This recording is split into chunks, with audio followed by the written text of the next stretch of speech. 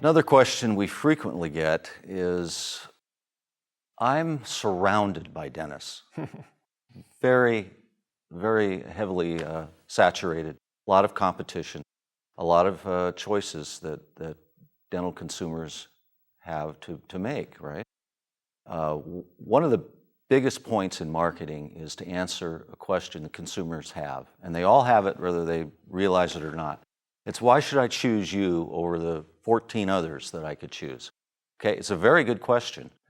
So that leads dentists to come to us and with this problem. There's so many dentists around, what can I do? Right. Right? Yeah. Well, the first thing you have to do is you have to know what you're up against. And that really is a number. I mean, it's other things, but the primary element, the top of the pyramid, is a number. It's your doctor-patient ratio within a given core market. So let's say you have an office here, and your core market is this wide. Let's say it's 5 miles in all directions, okay?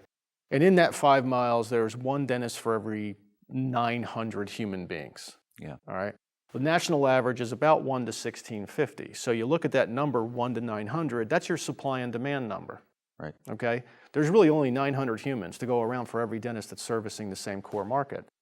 So you look at that and you have to, now that's the first step, measure. All right, now I know the measurement, what do I do with that measurement? Next step is adjust your expectations.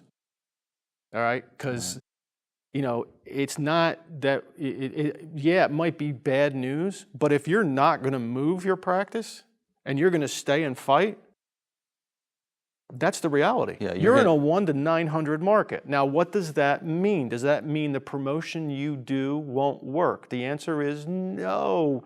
Almost all of our clients are in overly saturated markets. That's why they call us to begin with, okay? So, no, it will work. The question is, how long will it take? Right. Okay?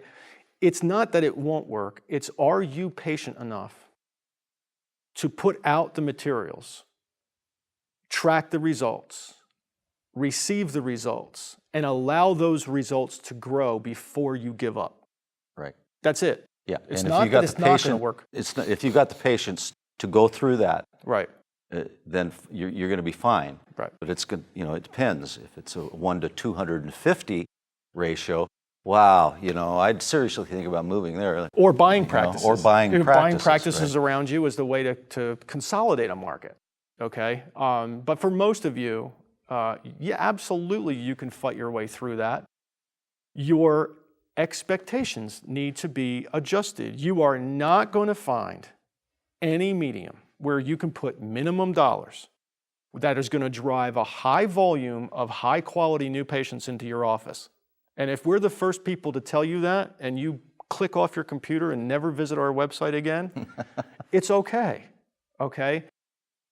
But it doesn't mean it can't be successful. What you have to do is adjust your expectations. And when we have real long, meaty conversations after we go over marketing plans with prospective new clients, that's the meat of our conversation, is saying, doctor, you're in a 1 to 1800. We would expect a little bit better than average results for you. Or we say, doctor, you're in a 1 to 900.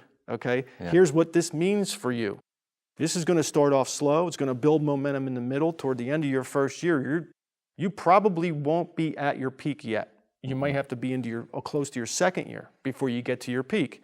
As long as you know that going in, you track the results and we track them with you, you're on your way.